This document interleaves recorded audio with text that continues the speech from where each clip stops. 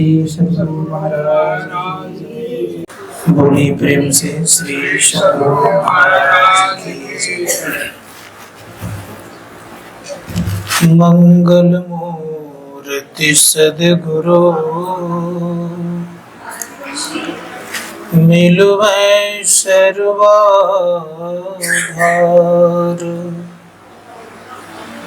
मंगलमय मंगल करन मिलवा बारंबार। धन्य धन्य सद्गुरु सुखदा महिमा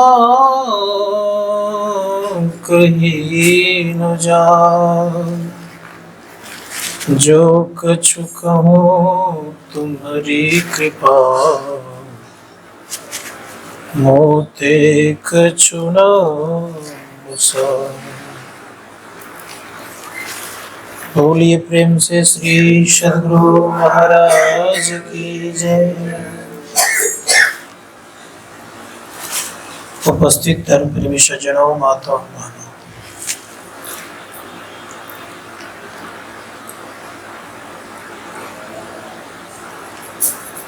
एक बार ब्रह्मा जी में और विष्णु जी में बातचीत चल रही थी। ब्रह्मा जी कह रहे थे कि मैं बड़ा, और विष्णु भगवान कह रहे थे कि मैं बड़ा। दोनों में काफी लड़ाई चलने लग गई।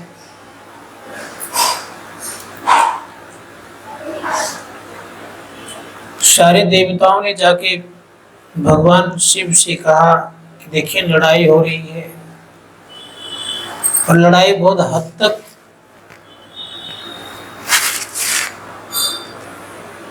बढ़ता ही जा रहा है, घटता नहीं है। भगवान शिव ने पूछा क्या चीज का लड़ाई है भाई? तो कहा दोनों कह रहे हैं कि मैं बड़ा, इसमें पता नहीं चलता कौन बड़ा है।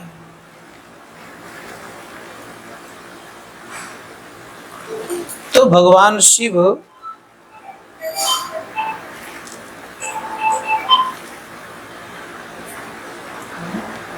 देखने के लिए गए, तो देख रहे दोनों काफी लड़ रहे हैं।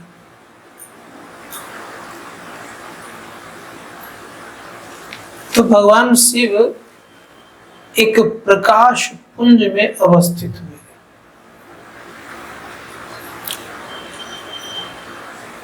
और वह प्रकाश बहुत दूर तक नीचे और ऊपर। भगवान शिव ने कहा आकाशवाणी हुई का इसको अगर कोई पता लगा लीजिएगा कि कहां तक गया है, जो पता लगा लीजिएगा वही बड़ा कहलाइएगा।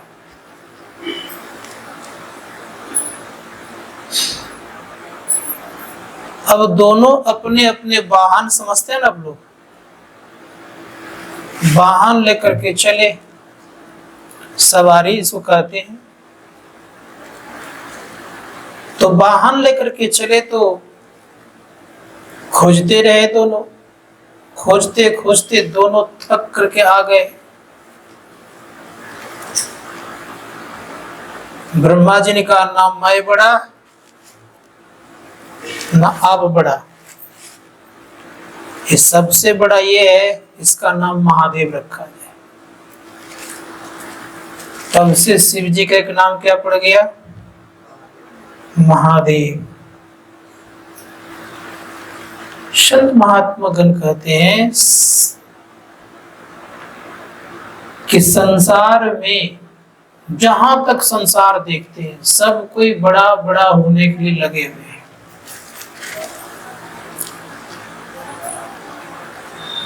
लेकिन अपना आशीर्वाद और प्रतिज्ञा बचाने के लिए एक बार भगवान शिव और हनुमान जी में लड़ाई हो गई थी, ठंड गई थी, दोनों शस्त्र उठा लिए। नारद जी ने देखा संत का काम होता है लड़ाई झगड़ा नहीं करवाना, इन देवतागण लड़ते रहते हैं। भगवान शिव कहते कि मैं लड़ाई से पीछे नहीं हटूंगा क्योंकि मैं अपने भक्तों की रक्षा करूंगा। और हनुमान जी कहते कि आपको आन पड़ी अपने भक्तों की रक्षा करने की, तो मैं भी अपने प्रतिज्ञा की रक्षा करूंगा। दोनों किसके अवतार हैं? एक रुद्र जी है और दूसरे रुद्र का अवतार है। अब इतने में भगवान शिव ने देखा कि लड़ाई तो ठन गई है, अब होने ही वाली है। तो नारद जी ने दिमाग लगाया कि इस बीच में बचाव करने वाला अगर कोई है तो मां पार्वती ही है। मां पार्वती को बुला लिए। आप लोग भी आपस में देखेंगे कभी कभी कि दो भाई जब लड़ते हैं ना बीच में, तो एक माता जी खड़ी हो जाती है कि नहीं, तो दोनों को समझाते हैं, दोनों समझ जाते हैं। अब नारद जी बुला लिए, दोनों को रोकते, ठहर जाओ, क्यों लड़ाई कर रहे हो?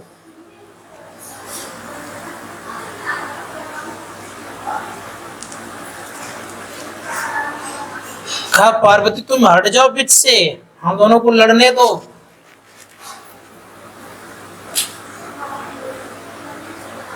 कहा दोनों आपस में लड़ रहे हैं, एक रुद्र है दूसरे में रुद्र का अवतार है।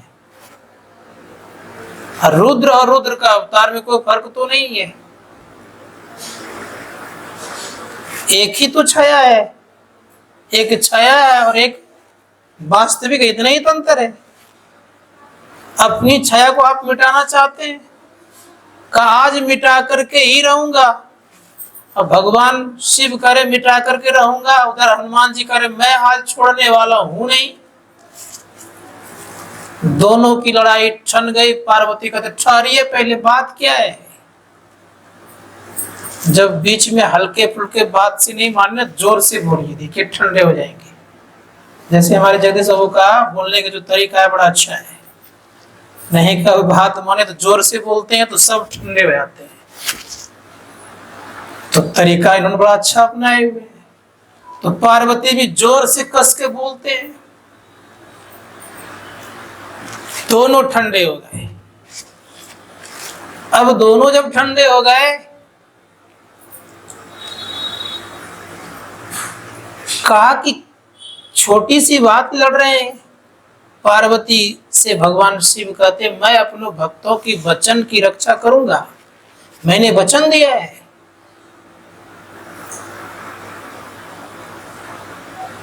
भगवान शिव जी से कहते नारद जी,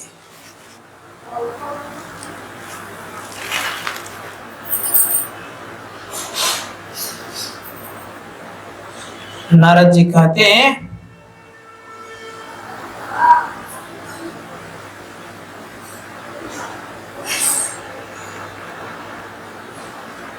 कि आप इस राजा की रक्षा के लिए आप इस तरह करते हैं, अच्छी बात नहीं है, ये ठीक बात नहीं है। अरे आपको राजा अपने वचनों से मुक्त कर देगा, शांत हो जाइए। भगवान शिव का कुछ गुस्सा ठंडा हुआ, गए राजा के पास। राजा जाके कहते बड़े प्रेम से कि राजन भगवान शिव को वचन से मुक्त कर दीजिए। बड़ा मार्मिक बात कर रहा हूं मैं, ध्यान दीजिए, घर में भी ऐसी बातें होती है। वचन से राजा जाके मुक्त करता है। कहते हैं प्रभु मैं आपको आपके वचनों से मुक्त करता हूं, आपने जो मुझे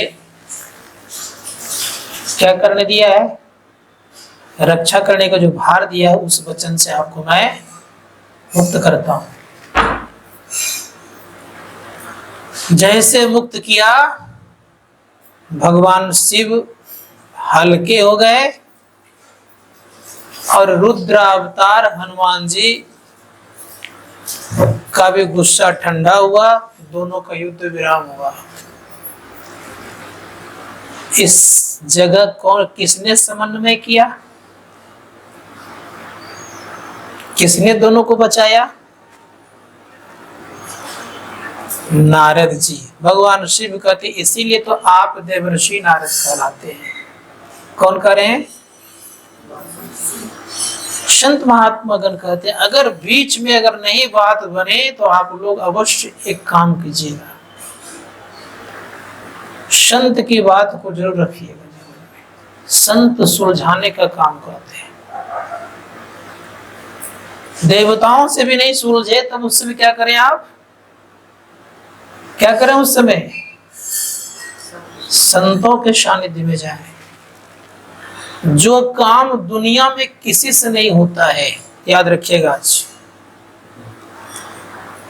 जो काम ईश्वर से भी नहीं हो पाए वो काम संत के पास जाएंगे तो संत आपके पूरे करेंगे, क्योंकि संत सबसे ऊपर होते हैं। लेकिन मनुष्य को थोड़ा सा आ जाता है अहम। अहम किस बात की आती है?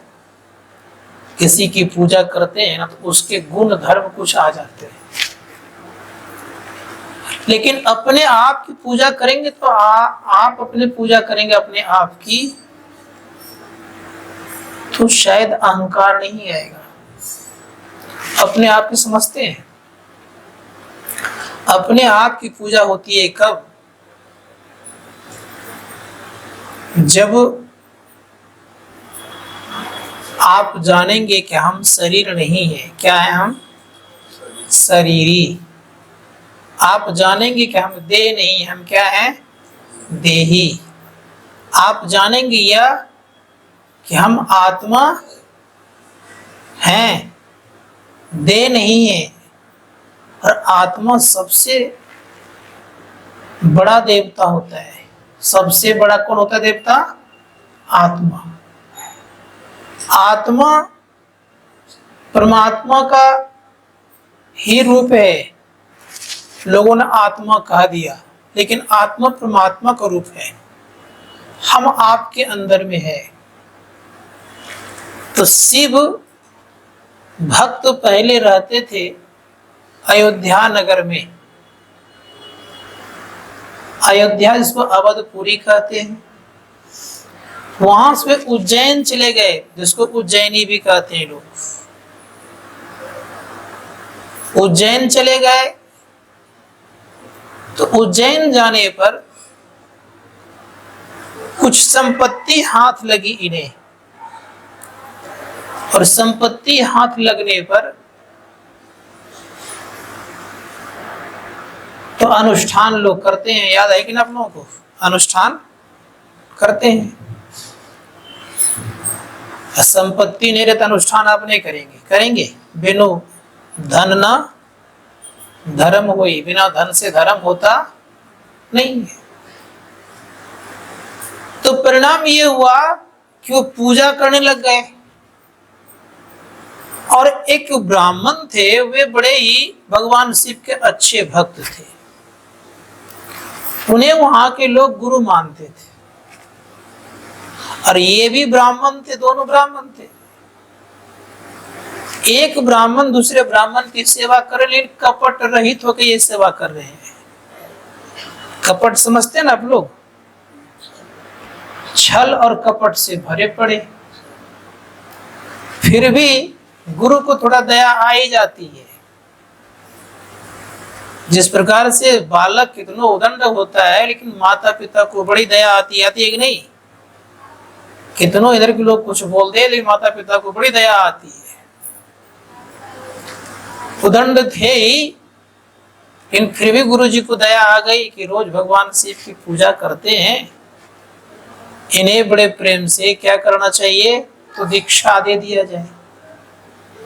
दीक्षा दे दिया गया। क्या दिया दीक्षा में? शिव मंत्र, ओम नमः, बोलिए आप लोग, ओम नमः शिवाय, नहीं, ये मंत्र दे दिया। अब शिव जी के मंत्र में ये ओम नमः शिवाय जपने लग गए। जपने में बड़ा आनंद लगने लगा इनको। अब इस व्यक्ति को मन में होता है कि मैं तो भगवान शिव का ही मंत्र जपता हूं, अब मेरे सामने गुरु क्या है? गुरु बेचारे आ गए, भगवान शिव जी के पास बैठे हुए हैं, शिवलिंग के पास बैठ करके जप कर रहे हैं। गुरु आ गए, सोचने लग गया शिव जी से बड़ा गुरु नहीं है ना, नहीं ना, हम शिव जी का ही मंत्र जपते हैं। ये आजकल लोगों के अंदर भी भावना घुस गई है।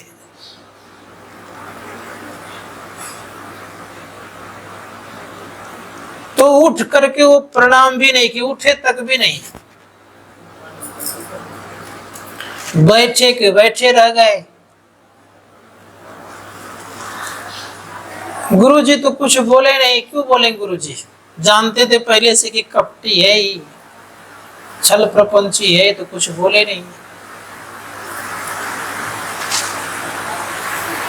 लेकिन याद रखिएगा, दुनिया में सबके सामने कपट चल जाता है।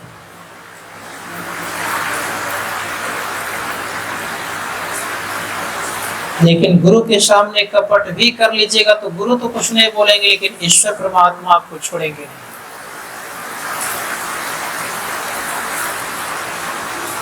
कपट तो कर रहा था, जान रहे थे, लेकिन थोड़ा जो ये नीति विरुद्ध और वेद मार्ग विरुद्ध काम जो कर दिया, तो भगवान शिव को बर्दाश्त नहीं हुआ।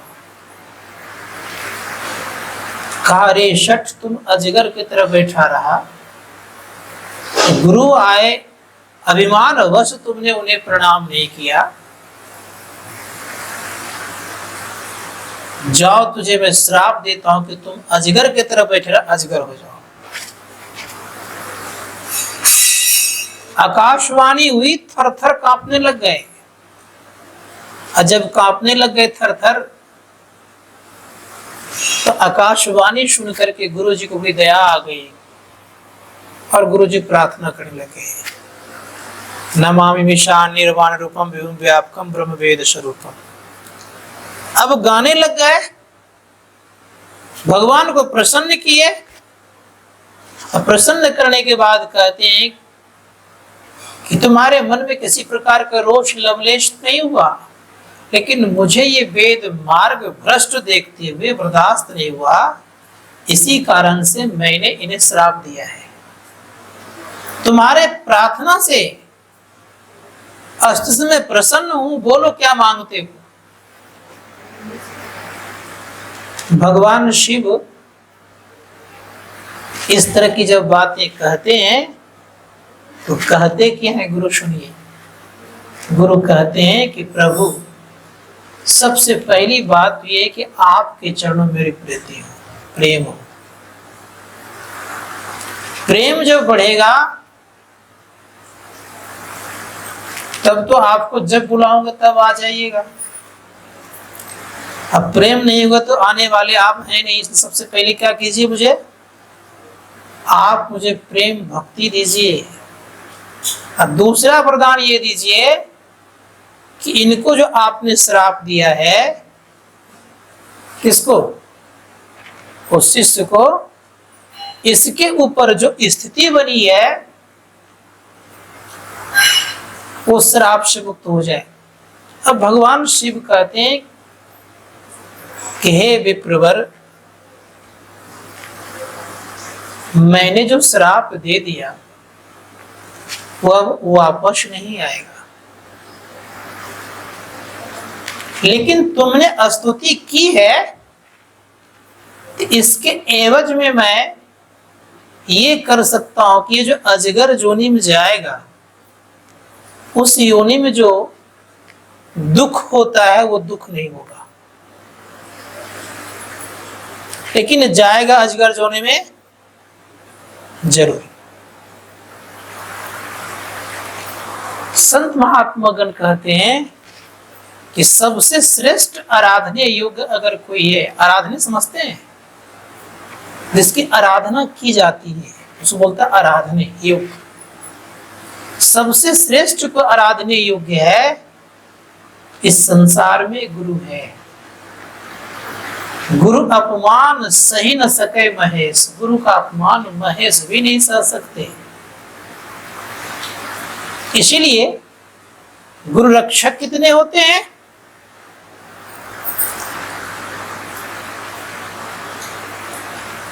गोस्वामी जी महाराज कहते हैं कि भले ही लोग किसी का भक्त क्यों न हो जाए, अगर उनके जीवन में गुरु नहीं है तो उनका जीवन का शुरू नहीं है। गुरु चाहिए। सबसे पहले भगवान शिव को मैं लेता हूं आज। शिव जी क्या कहते हैं? शिव जी कहते हैं, हे पार्वती, आप लोग तो केवल शिव पुराण का पाठ करवाते हैं ना, हम लोग सब पुराणों की बात करते हैं। शिव जी कहते हैं बड़े प्रेम से, स्कंद पुराण पढ़िएगा, मां पार्वती और भगवान शिव का प्रसंग है। भगवान शिव कह रहे हैं कि हे पार्वती, अगर थोड़ा भी अगर गुरु की सेवा कर ले लोग, थोड़ा भी,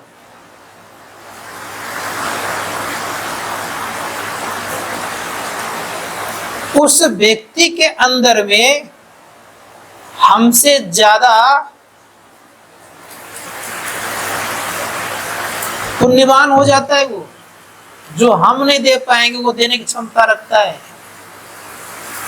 लेकिन आगे बड़ा सुंदर शब्द कहते हैं उन्होंने, संसार में जितने प्रकार का मंत्र है देवी, सभी मंत्रों में सर्वश्रेष्ठ कोई मंत्र है तो गुरु मंत्र है। अब भगवान शिव कह रहे हैं मां पार्वती से कि 7 करोड़ महामंत्र हैं। कितने करोड़ का मंत्र जानते हैं आप लोग? 1 करोड़ भी मंत्र को जानते हैं यहाँ पे जितने लोग बैठे हैं? 10-20 मंत्र भी मालूम है। भगवान शिव करें 7 करोड़ महामंत्र हैं। 7 करोड़ महामंत्र चित्त को भ्रमित करने वाला है। समझते हैं इस वर्ड को? भ्रमित मतलब भ्रम में डालने वाला। क्या चीज डालने वाला भ्रम को? चित्त को। चित्त मतलब आप चित्त अलग है, मन अलग है, याद रखिएगा। अगर कभी कभी चित्त किसी के पास चला जाता है ना तो मन भी नहीं लगता है। इसलिए भगवान श्री कृष्ण को कहा गया चित्त चोर। अगर कहीं वो चुरा लिया चित्त तो शायद उनके पीछे पड़ जाते हैं लोग। तो बड़े भगवान कह रहे हैं कि हे देवी, सारे मंत्र क्या है? चित्त को भ्रमित करने वाला है। इन मंत्रों से उनका चित्त अस्थिर नहीं रह सकता। इन मंत्रों से उनके चित्त में, याद रखिए, उनके चित्त में जो अस्थिरता आने वाली है वो नहीं आएगा। मेरी वाणी नहीं है, किनकी वाणी है? भगवान शिव की वाणी है। इसलिए हे देवी, अगर मंत्र जपना ही हो तो 2 अक्षर का मंत्र जपना। मां पार्वती कौतूहलवश पूछते हैं कि 2 अक्षर का मंत्र कौन सा है नाथ, मुझे बताने की कृपा करें। भगवान शिव कहते हैं सप्तकोटि महामंत्रास्य चित्त विभंस कार्य का एक एव गुरु महामंत्रो वृक्षरद्वयम्। भगवान शिव करें 7 करोड़ महामंत्र है और 7 करोड़ महामंत्रों में सारे मंत्र चित्त को भ्रमित करने वाला है, लेकिन 2 अक्षर का मंत्र है गु और रु। याद रखिएगा, गु मतलब अंधकार, रु मतलब प्रकाश। ये जो 2 अक्षर का मंत्र है, हे देवी, ये चित्त को भ्रमित नहीं करता है। इसलिए शास्त्रकार कहते गुरु मंत्र को खूब बढ़िया से जपना चाहिए। गुरु जाप जपन साचो तप, सकल कार्य सारणम। गुरु का मंत्र क्या है? सारे कार्यों को बनाने वाला होता है।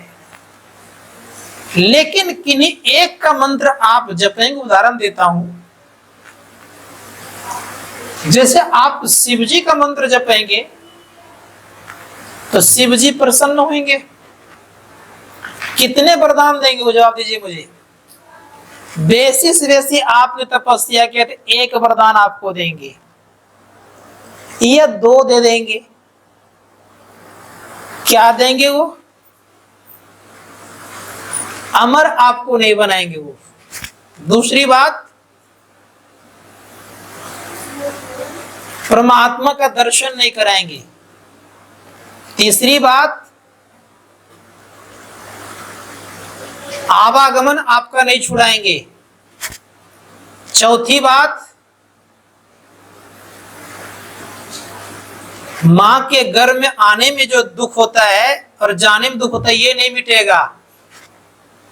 और 5वीं बात तो ये है, अपने आप का आपसे साक्षात्कार नहीं होगा और ना करा सकते हैं। नोट कर लीजिएगा सबको जीवन में, अपने आप का साक्षात्कार कराना किसी देवताओं की बस की बात नहीं है। संत महात्मा गण कहते किसी देवताओं की बस की बात नहीं आत्म साक्षात्कार कराना। क्यों? प्रश्न कर सकते हैं। मैं आपके यहाँ जाऊं कुछ मांगने के लिए, उदाहरण देता हूं, और आपसे मैं ऐसी एक वस्तु मांगू जो वस्तु आपके पास भी नहीं हो और आपके घर में ही नहीं, क्या आप दे पाएंगे? हाँ या ना? नहीं दे पाएंगे। तो सदैव याद रखिएगा, आत्म साक्षात्कार किन्हीं देवताओं ने नहीं किया है तो आपको कहां से कराएंगे? किन्हीं देवताओं ने आत्म साक्षात्कार नहीं किया है, क्योंकि हमसे एक स्टेप ज्यादा है, हम उससे एक स्टेप कम है, हमसे एक स्टेप वो ज्यादा, इतना अंतर है। इसीलिए वो वरदान देते हैं क्या? संसार की वस्तुएं, धन दे देंगे, जन दे देंगे, वैभवशाली बना देंगे, यहां तक कि आपको इस भूमंडल का राजा भी बना सकते हैं। लेकिन उनसे कहिएगा कि मुझे आत्म साक्षात्कार करा दीजिए, कहेगा ये हमसे नहीं होगा। उदाहरण दे रहा हूं मैं, एक प्रसंग सुना करके आपको। हिरण्यकश्यपु ने तपस्या की, किनकी? ब्रह्मा जी की। और ब्रह्मा जी की तपस्या करके ब्रह्मा जी से वरदान मांगा कि मुझे अमरता का वरदान दीजिए। हिरण्यकश्यपु ने कहा कि मुझे अमर बना दीजिए, मैं कभी मरूं नहीं। ब्रह्मा जी कहते मैं खुद अमर नहीं हूं, तुझे कहां से अमर बनाऊंगा? तब क्या करें? तब आप एक काम करें, आप अमरता के रूप में जो जो मांगेंगे हम देने को तैयार हैं। हिरण्यकश्यपु कहता है कि मैं दिन में नहीं मरूं, रात में नहीं मरूं, धरती पे नहीं मरूं, आकाश में नहीं मरूं, किसी अस्त्र शस्त्र से नहीं मरूं, ना मुझे कोई जानवर मारे ना कोई मनुष्य मारे। जितनी बुद्धियां उनके पास थी सारी बुद्धियों को उपयोग कर लिया उन्होंने। किसने? हाँ, लेकिन बुद्धि काम आई? नहीं आई ना। परिणाम क्या हुआ? जब उनके भक्त को अति कष्ट देने लग गए तो उनके भक्त से पूछते हैं हिरण्यकश्यपु, बताओ तुम्हारा भगवान कहाँ है, कहाँ है तुम्हारा विष्णु? तो बड़े प्रेम से प्रहलाद जी कहते हैं कि पिताश्री, हम में और तुम में, एक खड़क में, खड़क मतलब तलवार, खड़क में और खंभ में, कब मेरे में भी है पिताश्री, आप में भी है, और तलवार में भी है और खंभे में भी है। का दुष्ट खंभे में भी है, कहा खंभे में तलवार मारा, सिद्ध कर दिया था कि हम में भी और खंभे में भी है। संत जिसमें बोल देना उसमें परमात्मा प्रकट कर देते हैं, ये बात समझिएगा। तो खड़क और खंभ दोनों लड़ा तो नरसिंह भगवान प्रकट हो गए। ऐसा रूप क्यों बनाया उन्होंने? इसलिए रूप बनाया, कहा गया था ना मैं नर से मरूं ना पशु से मरूं। अब नर पशु दोनों में से कोई नहीं, ना उनको कोई नर कहेगा और ना कोई पशु कहेगा। तो किस समय अवतार लिया? गधूली बेरा, गोधूली बेरा मतलब संध्या का समय, जिस समय हम लोग घर में दीपक चाहते हैं, उस समय कोई अस्त्र शस्त्र तो नहीं था ना, नाखून लेके आया। कहाँ कहा घर नहीं मारू ना घर मारू ना बाहर मारू, तो कहाँ मार दिया? चौखट पर। चौखट से केवाड़ी लगती है, ना घर है ना बाहर है, जिसको हम लोग क्या बोलते हैं, दहलीज, वहां मार दिया। का आकाश ना मारू ना मैं धरती पर मरूं, तो जांग पर मार दिया। सारी बात पूछ लिया कि बताइए इनमें से एक भी आपकी बात छुटी? कहा नहीं। का देख मूर्ख, मेरे हाथ में कोई अस्त्र शस्त्र है? कहा नहीं। नाखून से पेट को उद्दीर्ण कर दिया। मतलब यह कि भगवान से बुद्धिमान संसार में ज्यादा कोई नहीं हो सकता। तो भगवान कह रहे हैं ना कि मनुष्य के अंदर में जो चित्त है ये किसी भी मंत्र से स्थिर होने वाला नहीं है। कब होगा स्थिर? तो जब आप गुरु के मंत्र को जपेंगे तब। इसीलिए कहा गुरु जाप जपन साचो तब सकल कार्य सारणम, सारे कार्य बनता है। लेकिन यह भी हम आप जानिए, थोड़ा शांत करिए इधर, ये भी हम आप जानिए कि ब्रह्मा के समान अगर कोई व्यक्ति हो जाए और भगवान शिव के समान हो जाए, क्या उन व्यक्तियों का कल्याण होगा? तो गोस्वामी जी महाराज कहते बिनु गुरु भव निधि तरई न कोई, जो बिरंची शंकर सम हुई। बिना गुरु का, याद रखिएगा, ब्रह्मा और शंकर भी तैर नहीं सकते, पार नहीं हो सकते। इसीलिए गुरु चाहिए जीवन में। गुरु के उपदेश में अपने आप को रखेंगे तो आपकी कभी हानि नहीं होगी, आपकी रक्षा होती रहेगी। गुरु के उपदेश से अपने आप को हिला लीजिएगा, डगमगा लीजिएगा, तभी आपके ऊपर कोई हानि या कुछ हो सकता है। इसीलिए गुरु उपदेश के अंतर्गत में अपने आप को रखना चाहिए। भगवान राम से हम आप बड़े नहीं हैं, भगवान श्री कृष्ण से बड़े हैं नहीं ना। संत कबीर साहब कहते हैं राम कृष्ण से को बड़े, वे तो गुरु किन्न, तीन लोग के वे धनी, गुरु आगे अधीन। तीन लोग के है ना मालिक, वे कौन? राम और कृष्ण।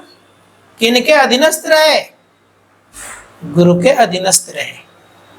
शास्त्रकार कहते गुरु जीवन में चाहिए। कहां कहां बड़े गुरु हैं? तो पूछा था संत महात्माओं से। संत महात्मा गण कहते हैं तीन लोक 9 खंड में गुरुते बड़ा न कोई। ब्रह्मा विष्णु महेश तीनों लोक का मालिक है, एक एक लोक का मालिक है। ब्रह्मलोक का मालिक ब्रह्मा जी, शिवलोक का मालिक शिव जी, और वैकुंठ का मालिक भगवान विष्णु। बस हमारी है, एक एक लोक के मालिक हैं और तीनों लोकों का मालिक भगवान विष्णु और भगवान कृष्ण और भगवान राम, ये तीन लोक के मालिक हैं। तो कह रहे हैं कि तीन लोक के ये धनी है। लेकिन संत कबीर साहब कहते तीन लोक 9 खंड में गुरुते बड़ा न कोई। करता करे न करी सके, गुरु करे सो है। कर्ता नाम है परमात्मा का जो परमात्मा नहीं कर सकते वो काम कौन करते हैं? गुरु करते हैं। अब कौन काम परमात्मा नहीं करते? परमात्मा ये काम नहीं करते आकर के कि जीवों का उद्धार का द्वार नहीं बताते। ये परमात्मा काम नहीं करते। इसीलिए कहा जीव उद्धार का द्वार पुकार कहा, घट भीतर ही सत्संतों ने भी आपने सुना कि जीवों का उद्धार करने का द्वार किनके पास है? द्वार बताने का रास्ता किनके पास है?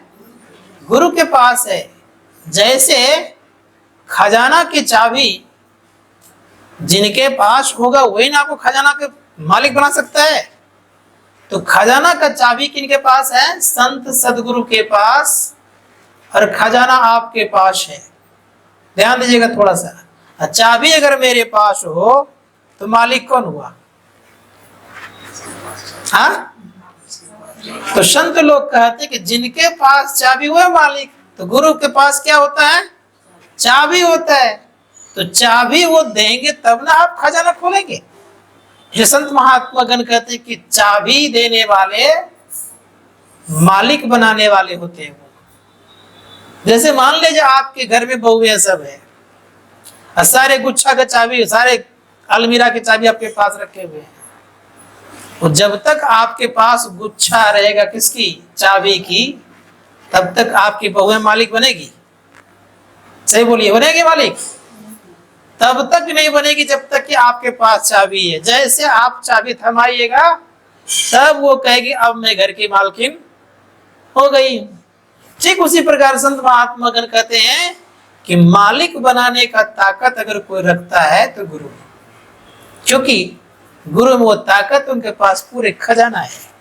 इसीलिए गुरु के उपदेश में अपने आप को रहना चाहिए। गुरु क्या करते हैं? हमारे परम पूज्य गुरुदेव कहते हैं सदगुरु विपत्ति को काटते हैं। सदगुरु काटो न विपत्तिया, गुणमा नहीं अभिशर बेना। संत कबीर साहब बन गए। कहा कि विपत्ति को काटने का सामर्थ्य रखते हैं, लेकिन कोई देवता विपत्ति को काटते नहीं। करते क्या है? इधर से उधर कर देते, इतने ही करते हैं। समझिएगा मेरी बात को। जैसे कभी कभी आप मेडिसिन की दुकान गए, मेडिसिन की दवाई एक ले लिया आपने, जब तक दर्द दवाई का असर रहा तब तक दर्द खत्म हो गया। दवाई का असर खत्म हो गया फिर दर्द होना शुरू हो गया। ठीक ऐसा ही काम देवता गण करते हैं। थोड़ा सा अपना प्रभाव दिखा दिया, आपको लगा कि मेरा संकट टल गया, लेकिन याद रखिएगा ट्रांसफर करते इधर से उधर, इधर से उधर। लेकिन पूर्ण रूपेण से विपत्ति आपको काटने वाला अगर कोई होता है तो वो संत सदगुरु होता है, क्योंकि उनके पास उपाय है। और उपाय जिनके पास होता है वो पूरा समाधान भी करना जानते हैं। इसीलिए गुरु की विशेषता गाई गई है। संत चरणदास जी महाराज हो गए थे राजस्थान में। उन्होंने कहा कि संसार में पिता से मां 100 गुना श्रेष्ठ होते हैं, मां पितहु से मातु 100 गुना। सुत को राखे प्यार, मन से ती सेवन करे, तन से डांट अरुगार। माता से हरि 100 गुना, जिनते 100 गुरुदेव। अब प्यार करे अगुण हरे, चरणदास सुखदेव।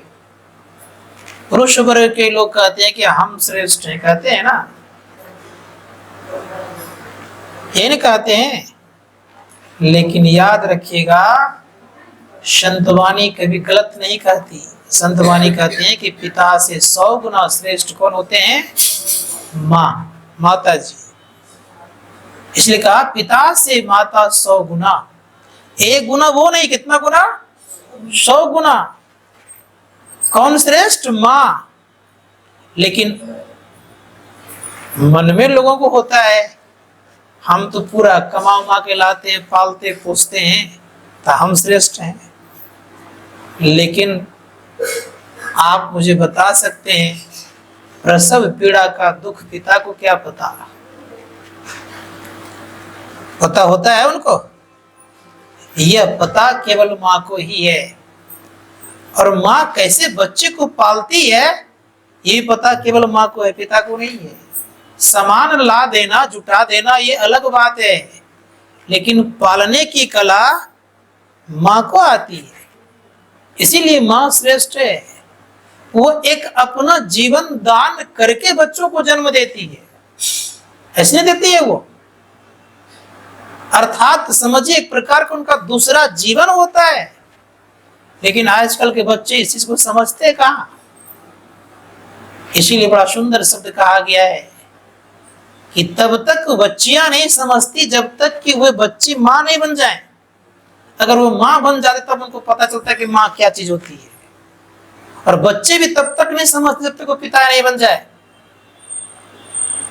तब तक दुख का पता नहीं चलता है कि क्या होता है दुख, क्या होता है संतान।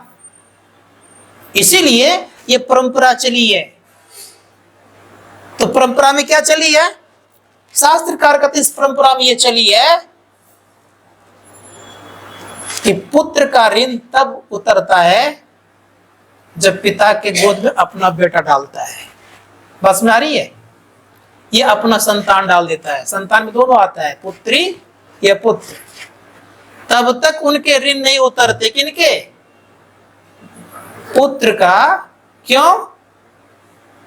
कि उन्होंने जिस कारण से विवाह में प्रवेश किया, शादी विवाह में प्रवेश किया, गृहस्थ आश्रम में प्रवेश किया, वह काम अगर नहीं किया है, यह ऋण रह जाता है।